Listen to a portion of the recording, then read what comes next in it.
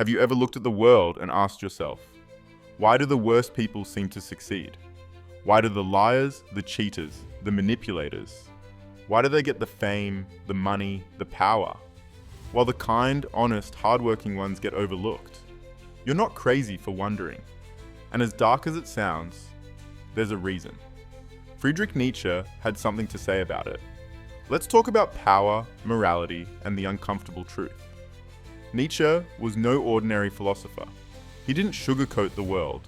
He ripped off the mask. To him, most people live under what he called slave morality. That means they define good as humility, obedience, kindness, all values that keep the weak from threatening the strong. But Nietzsche didn't admire those values. He saw them as reactive, a way for the powerless to cope with their condition.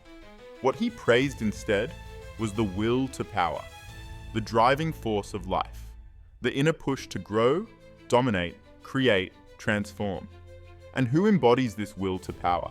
Not the meek, but the ambitious, the fearless, even the ruthless.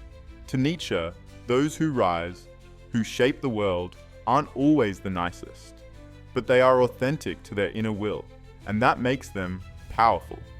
So, why do the worst people succeed? Because worst is a moral judgment. And morality, Nietzsche argued, is often used as a tool of control. The people who play outside those rules, they don't get held back by guilt or shame or what others think. They take what they want. They speak loudly. They demand attention. They use power, not to serve, but to conquer. And society, whether we like it or not, often rewards that behavior, because we confuse confidence with competence, manipulation with leadership, noise with value. In a world built on systems and perception, the one who understands the game often beats the one who follows the rules.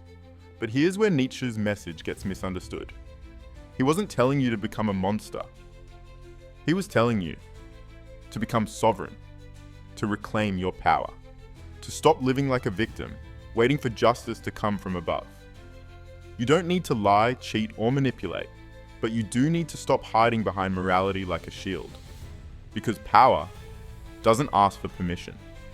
Be the one who creates values. Be the one who leads, not just follows.